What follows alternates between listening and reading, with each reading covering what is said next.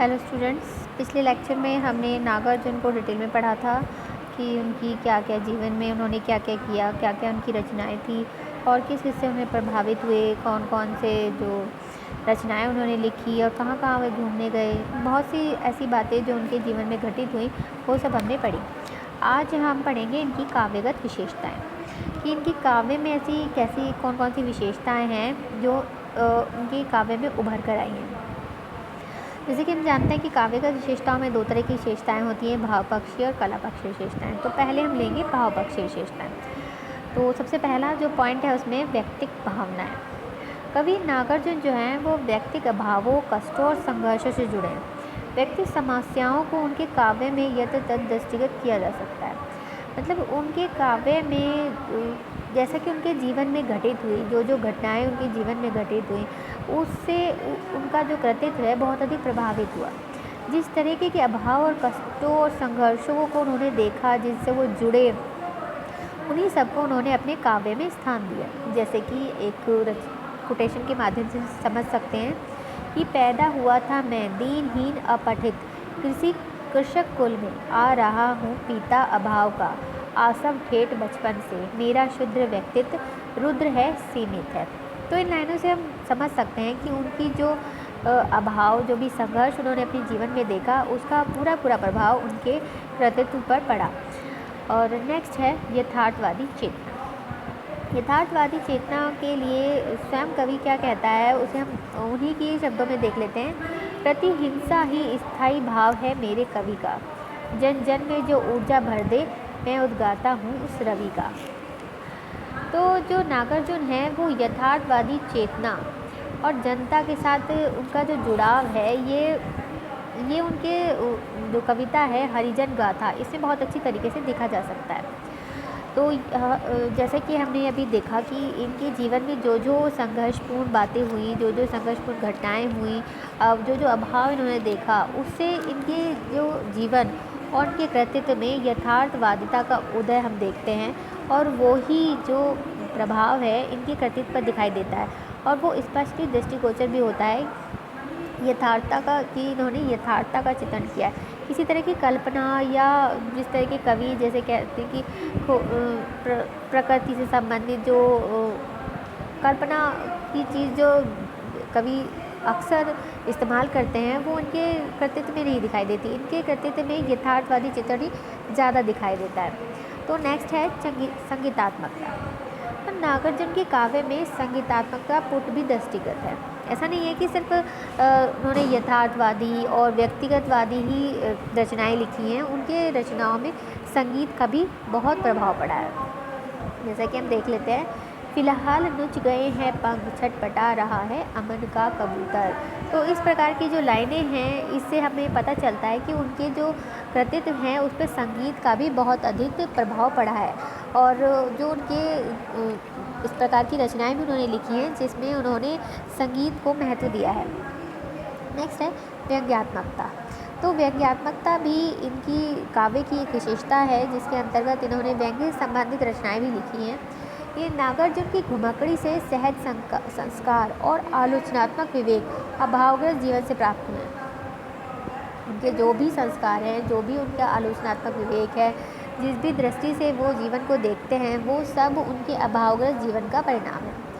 और इसी तरह की बातें जो हैं उन्होंने मतलब इन सब चीज़ों को उन्होंने व्यंग्य के रूप में अपने काव्य में स्थान दिया है। और इस बात को मतलब इसी तरह की जो अभाव वाली चीज़ें हैं, जो भी ऐसा कहना चाहिए कि बहुत ही गंभीरतापूर्ण जो भी बातें हैं उन्होंने व्यंग्य के रूप में सहज ही कह दिया है। इसे भी हम एक कोटेशन के माध्यम से देख लेते हैं। जय जय हे महारानी, दूध को करो पानी, आपकी चितवन है प्रभु की कुमारी, महलों में उजाला, कुटियों पर पाला, कर रहा तिमिर प्रकाश की सवारी। इन लाइनों में स्पष्ट ही दृष्टिगोचर होता है कि उन्होंने किस तरीके से अभाव को एक व्यंग्य के रूप में लक्ष्मी जी को संबोधित करते हुए सहज ही कह दिया है। तो इस प्रकार की जो व्यंग्यात्मकता है उनके काव्य में दृष्टिगोचर होती है और जनता के सम्मान और की चोट से आहत नागार्जुन का जो व्यंग्य है वो बेहद पहना हो जाता है, क्योंकि अक्सर ऐसा होता है कि जितना अभाव और जितनी तकलीफ़ कोई इंसान देखता है, उसका जो नज़रिया है वो उतना ही पैना हो जाता है। तो कहते हैं ना कि जीवन जो है वो बहुत अच्छी चीज़ें, बहुत अच्छा शिक्षक है, बहुत ऐसी चीज़ें सिखा देता है जो बहुत प्रयास करने पर भी नहीं सीखी जा सकती। तो इसीलिए ये कहा जा सकता है कि उनका जीवन की जो भी घटनाएं हैं, संघर्ष हैं, उन्होंने उनके व्यक्तित्व को बहुत ही पैना कर दिया है। नेक्स्ट है हमारा प्रकृति चित्रण। प्रकृति चित्रण के अंतर्गत उन्होंने जो कविता लिखी थी वो थी बसंत की अगवानी, और जिसमें उन्होंने अपनी हेमंती बादलों को देखकर प्रकृति का चित्रण किया है। और ये कविता इनकी बहुत ही प्रसिद्ध भी हुई थी। और जीवन की प्रसन्नता और सहजता के लिए भी कवि प्राकृतिक उपादानों का सहारा लेकर आगे बढ़ते हैं।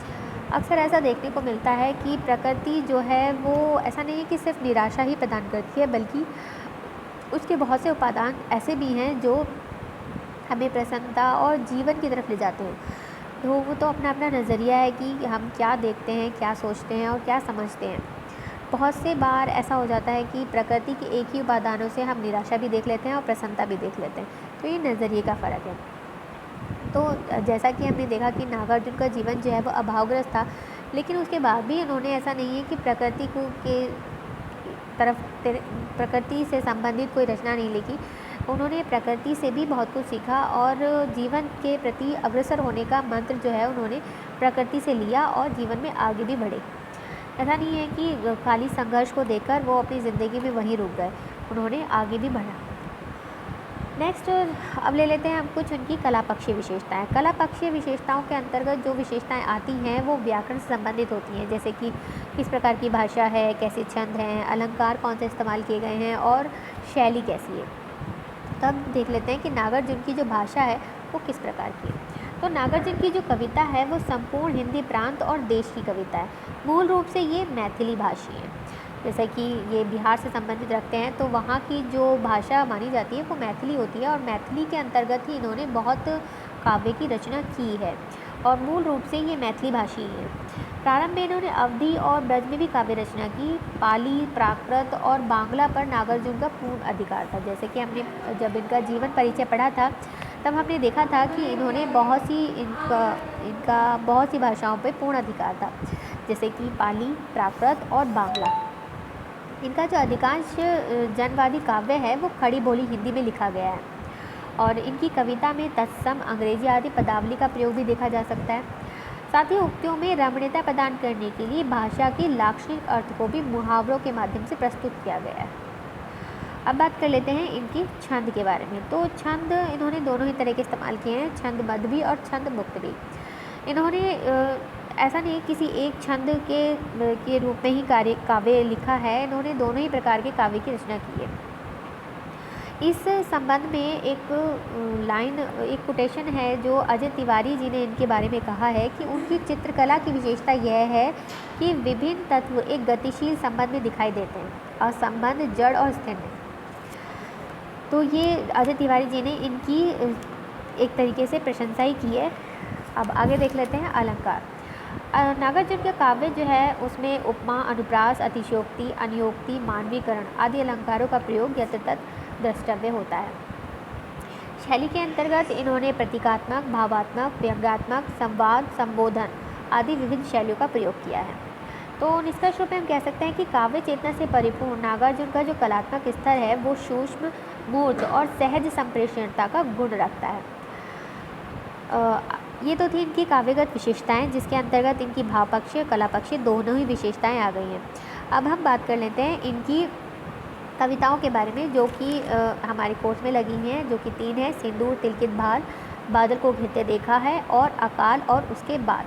ये 3 रचनाएं जो हैं हमारे कोर्स में लगी हैं। यद्यपि इनकी व्याख्या नहीं आनी है, लेकिन फिर भी हमें इसके बारे में जानकारी रखनी है ताकि हम इनके संबंधित जो क्वेश्चन है वो हम सॉल्व कर सकें।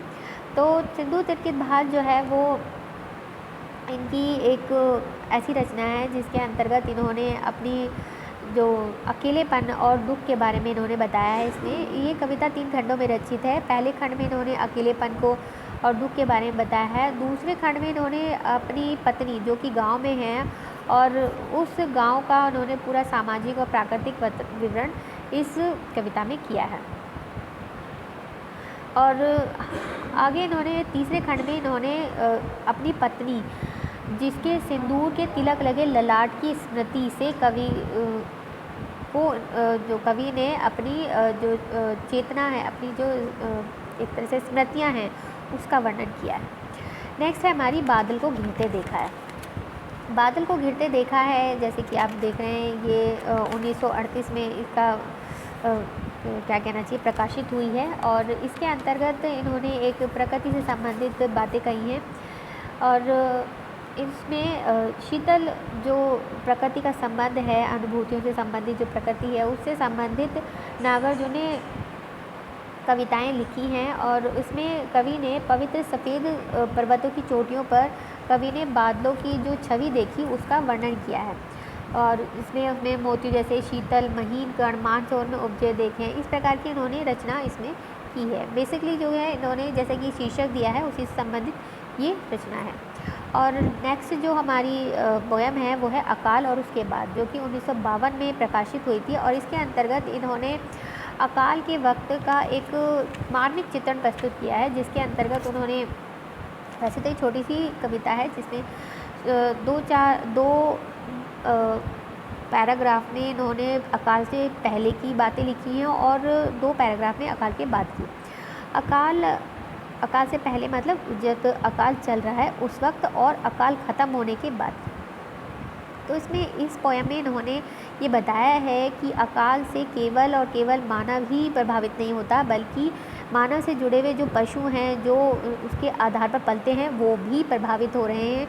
और किस प्रकार से प्रभावित हो रहे हैं, ये सब उन्होंने बहुत ही मार्मिक और सहज तरीके से बताया है इस पोयम में। तो ये थी नागार्जुन, और ये जिसके बाद जिनमें हमने कविताएं पढ़ ली और इनकी कला पक्षीय विशेषताएँ भी देख ली। तो अब अगले चैप्टर में, अगले लेक्चर में हम इनको क्वेश्चन फॉर्म में पढ़ेंगे, ताकि हमें ये अच्छी तरीके से याद हो जाए। तो आज के लिए इतना ही। Thank you.